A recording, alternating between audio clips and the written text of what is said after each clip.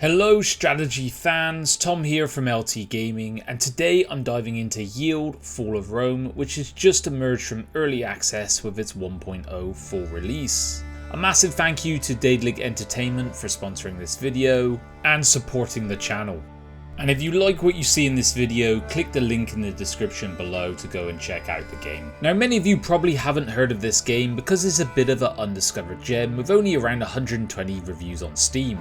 Yield Fall of Rome is a turn-based 4x strategy game set in 401 AD during the tumultuous final days of the Western Roman Empire, and you play as one of the barbarian factions, Britons, Huns, Franks, Persians, just to name a few, and you're all vying to carve out a new empire from Rome's crumbling domain. But before we get into any of that, if you do enjoy discovering clever, under the radar strategy gems, drop a like on the video for some YouTube algorithm love, and of course subscribe to LT Gaming for more content like this. Alright, enough of that stuff, let's jump into Yield Fall of Rome. So what is Yield Fall of Rome? Well, it's been described by the community as the child of Polytopia and civilization. Essentially a compact civ-like game designed for busy strategists who crave depth without the marathon time commitment. So if you've ever grown impatient waiting 7 turns for a scout to be finished building in Civ, Yield might just be your dream come true.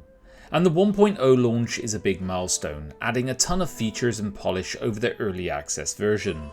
Faction leaders, your kings and queens, will now have unique skills and strategic traits to differentiate each civilization.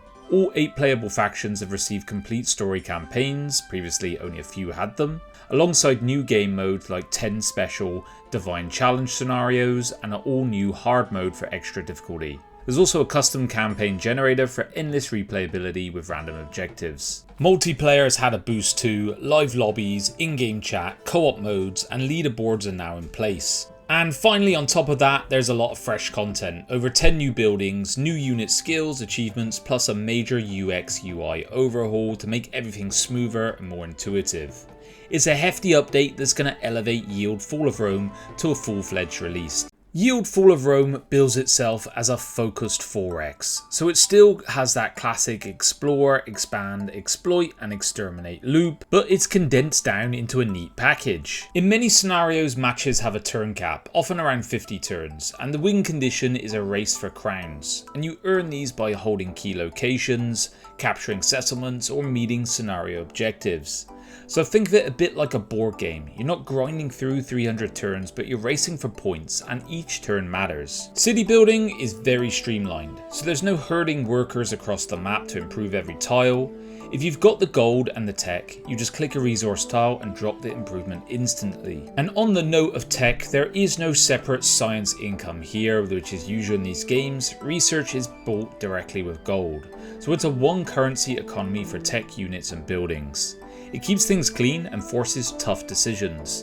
Do you unlock a military upgrade now, or do you save that gold an extra turn to boost something else? Now, don't get me wrong, streamline does not mean shallow. Yield still asks you to balance gold, food and production. You have to optimize adjacency bonuses for buildings, manage army upkeeps. But because most buildings and units complete in a turn, the game is going to keep you in the action rather than waiting in a production queue. And then there's the factions. All 8 playable factions have unique units, strengths and leaders, and thanks to the 1.0 update, those leaders are more than just portraits now.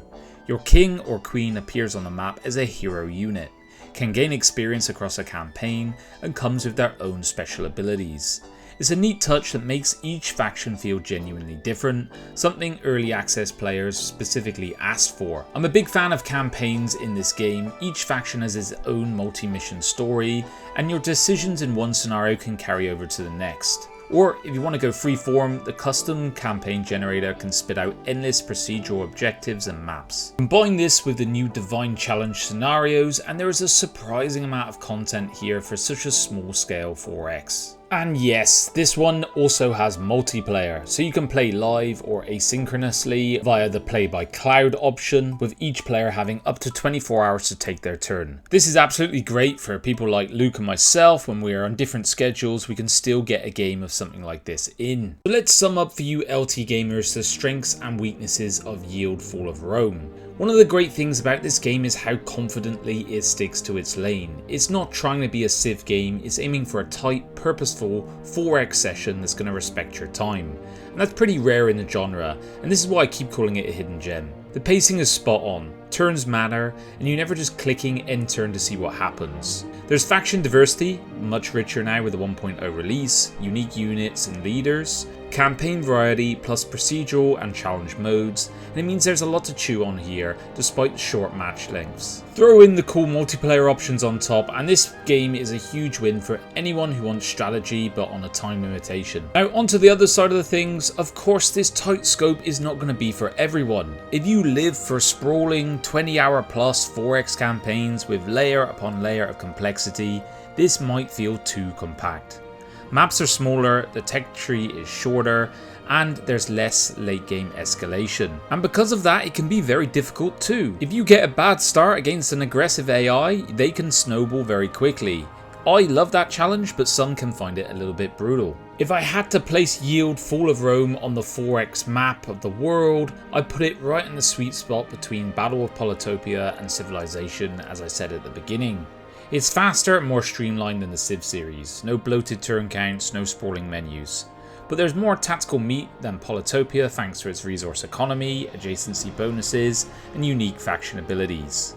It also shares DNA with games like Ozymandias in how it scores matches. It's a race for victory points, not just total domination. It also stacks up to games like Hexarchy quite well, but is following a more traditional 4x flow rather than introducing card mechanics as well. In summary, if you want something faster than Civ, deeper than Polytopia, and maybe a little more tactile than Ozymandias, this is one to grab before it blows up. To wrap this one up for you guys, Yield Fall of Rome isn't here to replace your epic 4x campaigns. It's here to give you that same empire building thrill, but in a fraction of the time. With the 1.0 release, it's stepped up in every way.